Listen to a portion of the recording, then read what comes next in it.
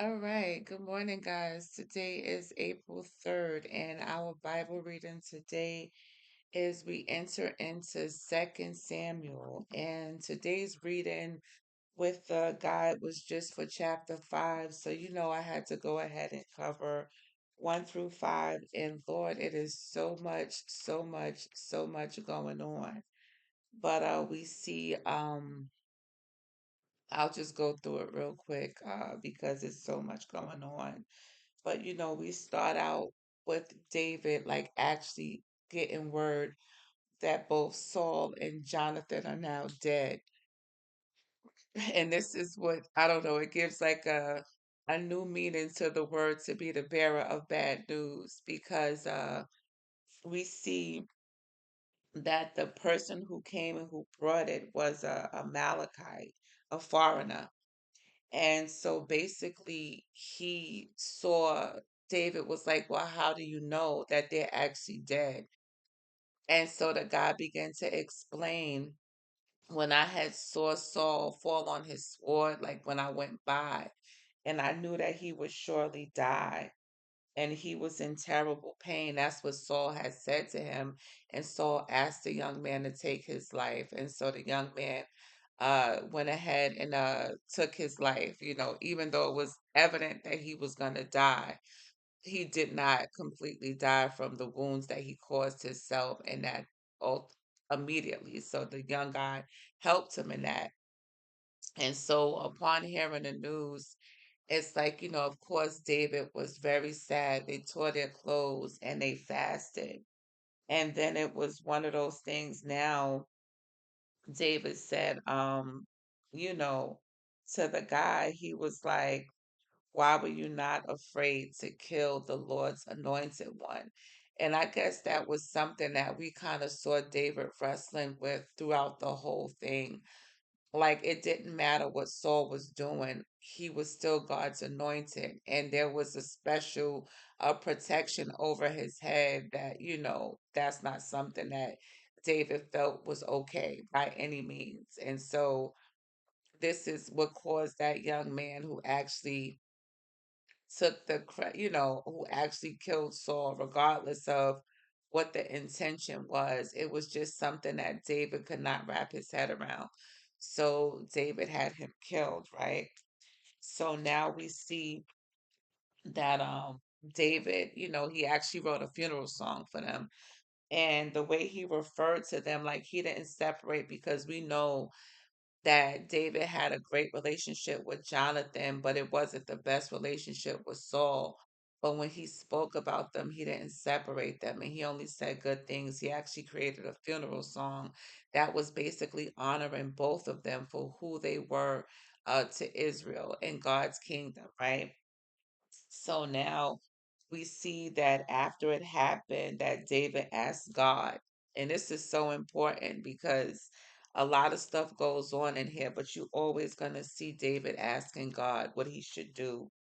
And initially, David asked, should he move back to the towns of Judah? And God said yes. So he went ahead with his wives and he moved back to the town of Judah and they welcomed him.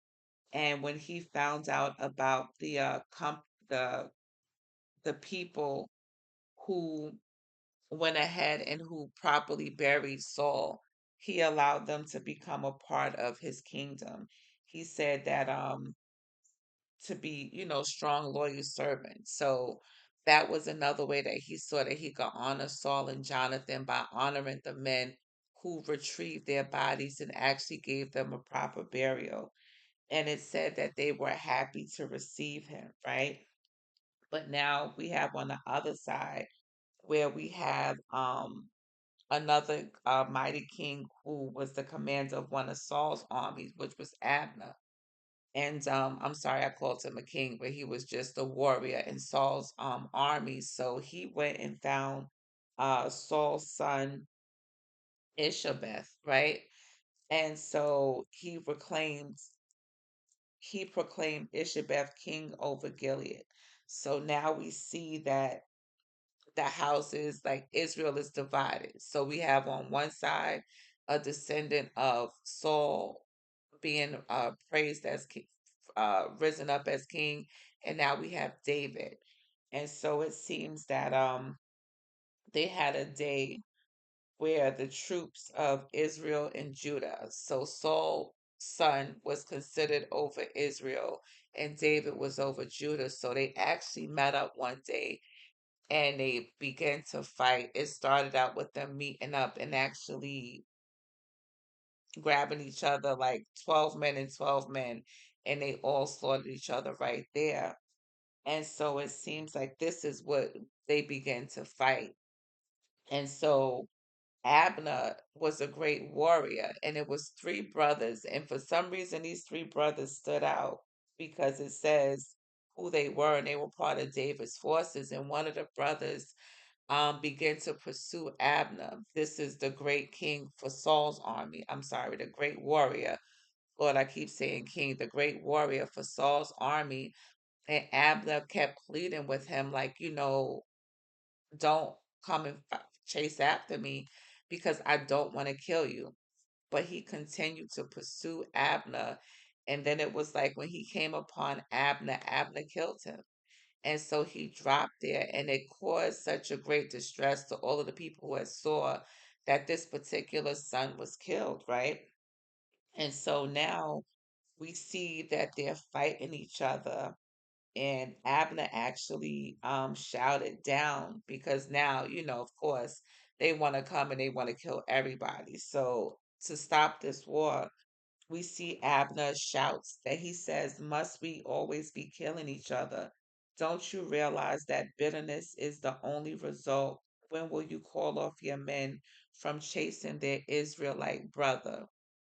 So even though they were divided, they still were considered brothers. And Abner pointed this out. And once he pointed this out, it actually made the person who was leading the other one to actually stop. And he blew his horn. And he even said, "God only knows what would have happened if you hadn't spoken, for we would have chased you all night if necessary." So it was one of those things where people chose different things and now they begin to fight amongst each other and lives were lost. For David, it says he only lost 19 plus the son, the one who was killed by Abner, but 360 of Abner's men were killed. And so it's that time like when people have differences of opinion, but they serve one God. And basically, it's like the idea that if we fight each other, that there will be casualties. And wherever there's not casualties, now there'll be bitterness. So, what do we gain by fighting one another? And I just think that that's something that was written so long ago, but it's definitely always applicable in the kingdom of God. When we have people that is part of the body, we should always consider these to be our brothers and sisters and be mindful of how we speak and how we treat each other because ultimately God really does care, right?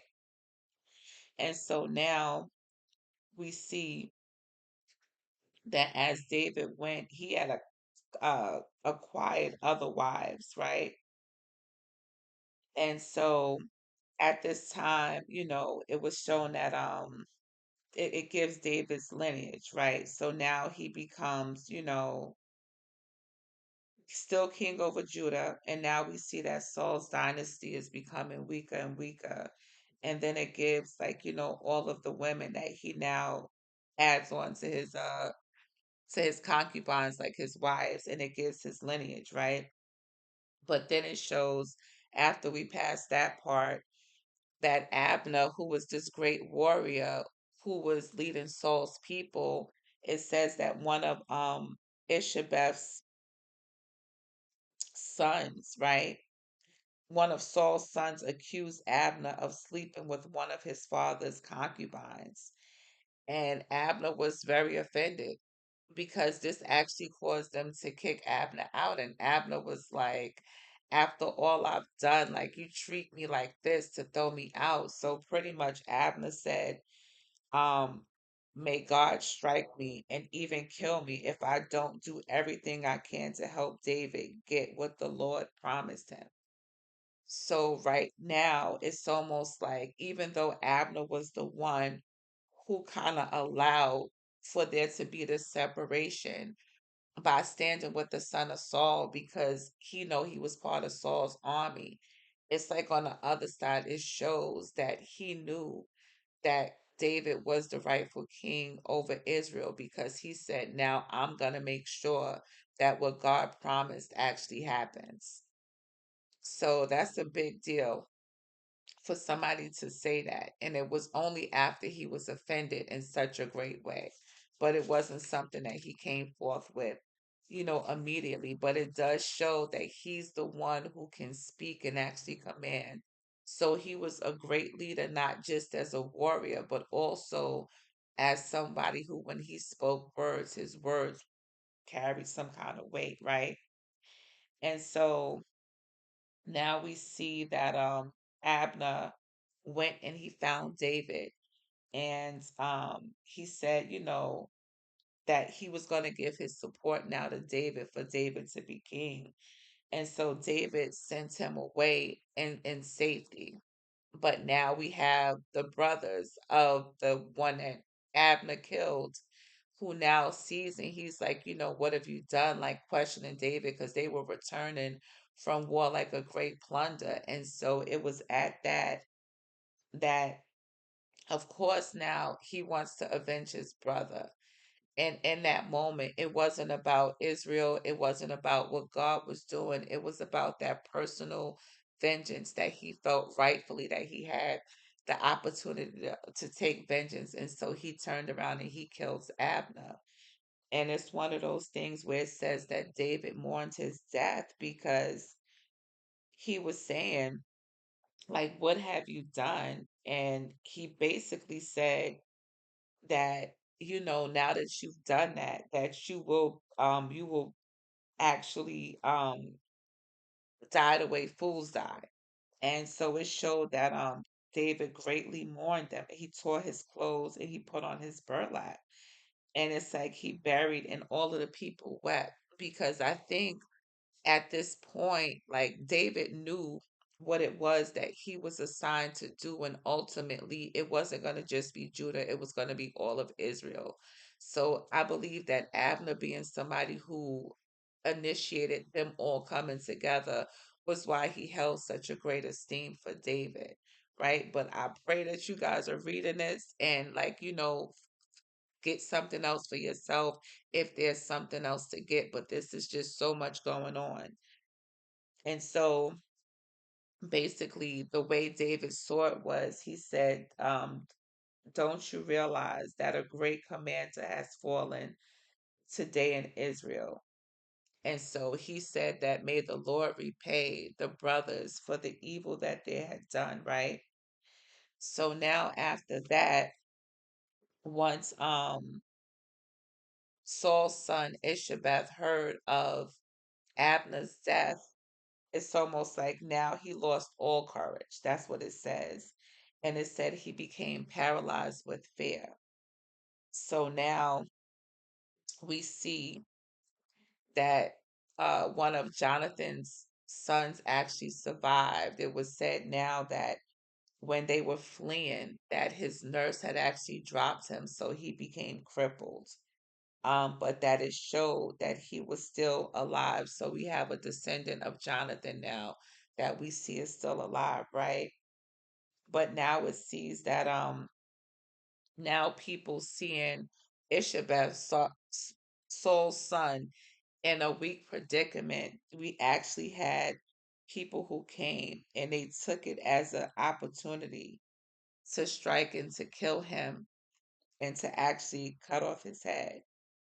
And so, of course, they did this thinking that they did something so great, but it was one of those things where, again, it's almost like they didn't realize like who David was and what was important to him in the proper way to show honor and do things.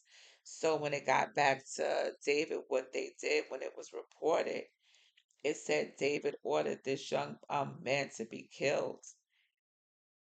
And so they went ahead and they took the head, of course, of Ishabeth and they buried it to give him some kind of an honor, and they said it was at in Abner's tomb.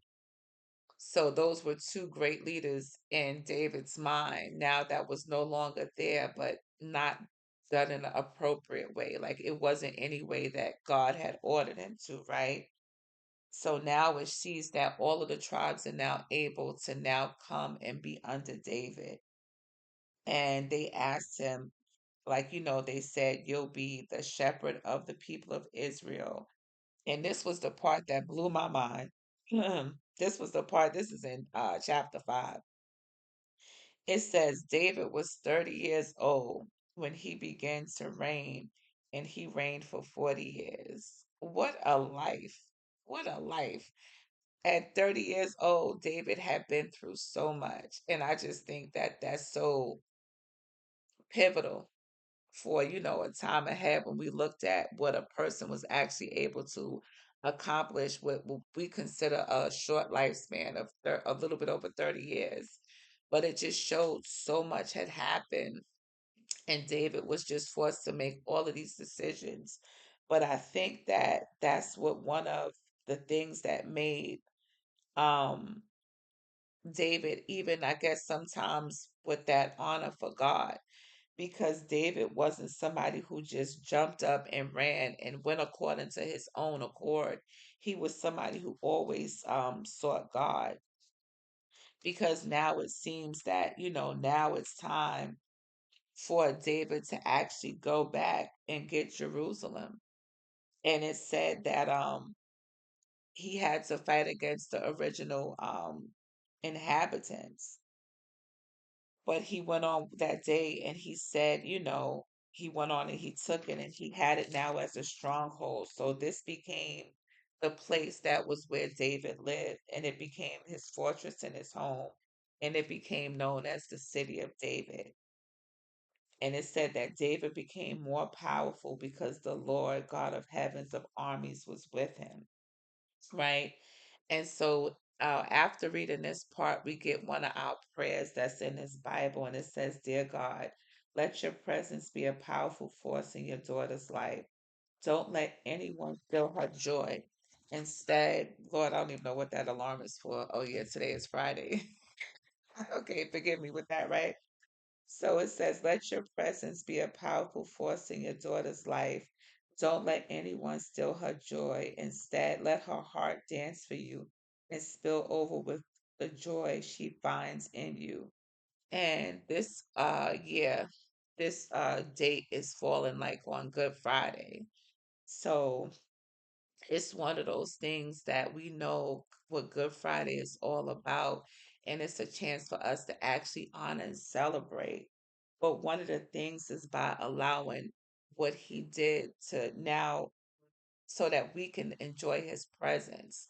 Let that be something that's so powerful for us to hold on to. So that prayer just means so much to me this morning. And I pray that it blessed you as well. And then we see now that the Philistines, because that's how we end, right? So the Philistines heard that David had been anointed the king. And once again, and this is like the theme, David asked the Lord, should I go out to fight the Philistines? Will you hand them over to me?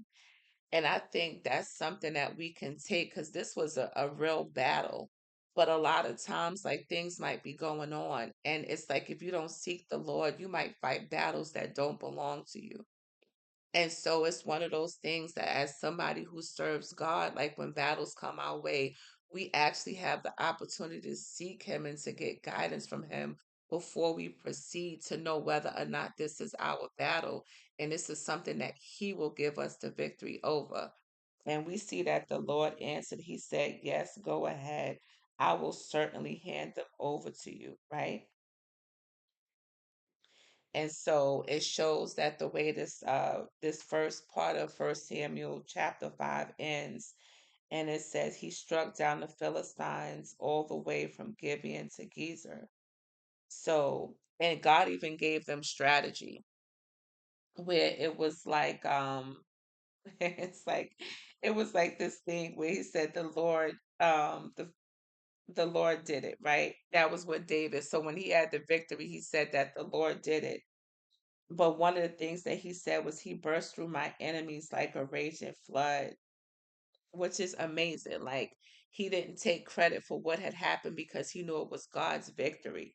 But when he said he burst through my enemies like a raging flood, I don't know who needs to hear that today, but it says the Lord did it. He burst through my enemies like a raging flood. I just feel like it's so much on that. Like, not just to seek him, but to honor him and to give him the glory and the praise for the victory that was won.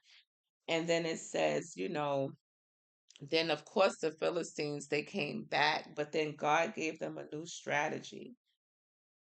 And it was one of those things where he said, circle behind and attack them near when you hear a sound like a marching feet. So it's one of those things when you know the battle is yours. It's not just for you to run out there now and to do whatever you think you should do, but God is a God that gives strategy for victory. So I'm going to end on that note because so much was covered in these first 5 chapters. So this one is a little bit lengthy.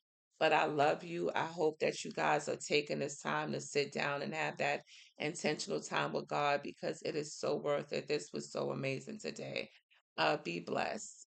See you tomorrow.